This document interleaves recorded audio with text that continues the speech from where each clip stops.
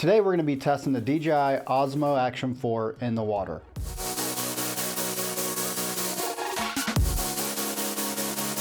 All right, we are on the way to the beach right now, but one of my favorite things is that I can be in this 1975 beach cruiser that's really loud and connect it to a DJI mic and still get crystal clear audio.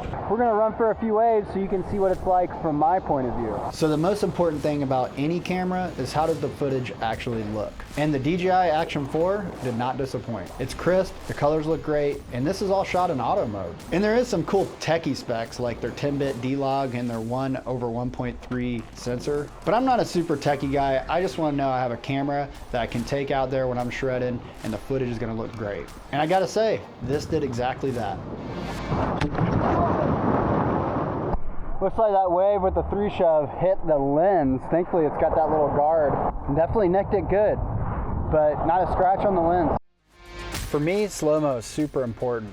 A lot of this high-speed action in the waves behind the boat happens so fast, so being able to record in 4K at 120 and still have a 155-degree field of view allows you to capture all the action and not miss a thing. So we got our hands on the Action 4 and we want to put this thing to the test as soon as possible. But unfortunately, the waves weren't lining up, but we were able to shred behind the boat because we can always turn that wave on. A lot of action cameras struggle on cloudy days like this. So let's see how the DJI Action 4 performs. It's no surprise that one of my favorite functions on the DJI Action 4 is the quick release and attachment capability. You just pinch it, comes right off that attachment, snap, magnetic, and you get a little click, and that note lets you know that it's on tight. It took a matter of a couple seconds, but be careful, just give it a little wiggle, make sure that thing snaps in there. There was one time where it wasn't fully latched in. Luckily the camera stayed put, that magnet's super strong, but always double check. Now, when I first got this camera, I was lucky enough to bring it on a wakesurfing trip to Texas and capture some footage on a sunnier day. I think this footage looks absolutely incredible. The colors pop and the rock steady stabilization is super smooth. I didn't change any settings, I just had it on auto mode, and a lot of action cams require fine tuning to get that next level look, but this footage looked great right out of the box. Something I've never seen on an action camera is this little built-in color temperature sensor. So regardless of the lighting situation, the colors never look too warm or cool.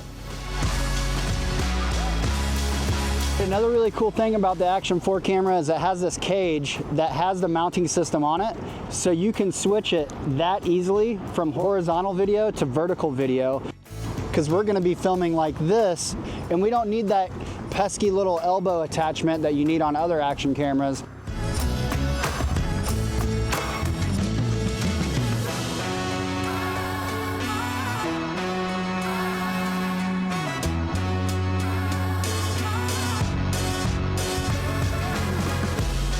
All right, I had a lot of fun shredding behind the boat, getting captured. But I want you guys to hear from my video guy, Connor, what he thinks about the camera and how easy it is to shoot with. What do you think, man? You were just manning it on the pole. Yeah, so far this thing's awesome. Usually shooting with a pole like this, I can't see the screen. I'm just kind of shooting and praying. But with this right here, you know, there's other apps for other action cameras. This was seamless. It was a live feed. Latency was like next to nothing. And after a few failed attempts of getting the shot, I thought, hey, let me try connecting to the app. And it was seamless. Got the shot the next try. All right, we've taken the Action 4 skimboarding, taken it behind the boat wake surfing, but let's put it to the test underwater. Unfortunately, the water clarity wasn't that clear. There was a lot of wave energy kicking up sand and debris and just really kept us from getting some good visibility for snorkeling. So I didn't have the highest hopes for this footage, but I think straight out of camera, with the conditions that we had, the footage was still pretty good. And I'm no colorist, but thanks to the high quality of this footage, I can do some minor tweaks and still make this footage look pretty epic. But I'm super stoked to give this a try on a crystal clear day.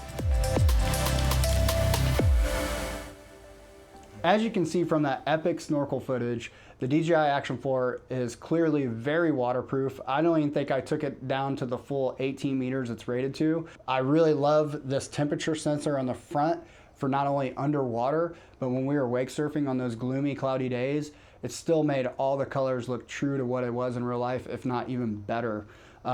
Just another reason, just straight out of the box, this camera is amazing.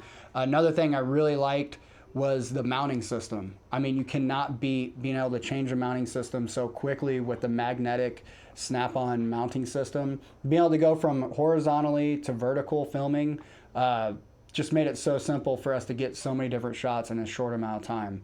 I also really love the field of view on this.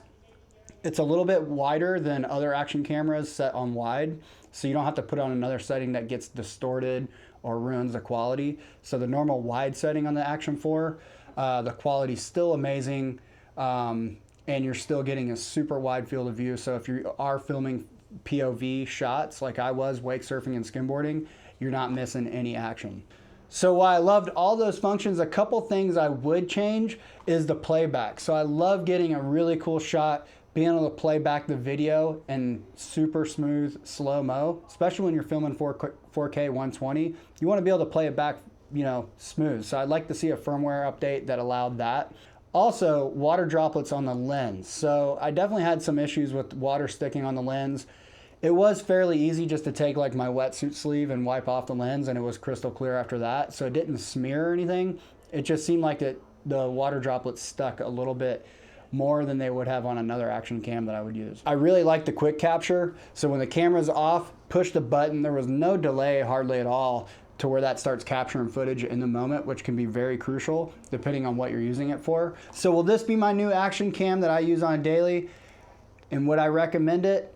I mean, for $100 cheaper and with a lot of functions that other action cams don't have, I mean, you really can't beat the DJI Action 4.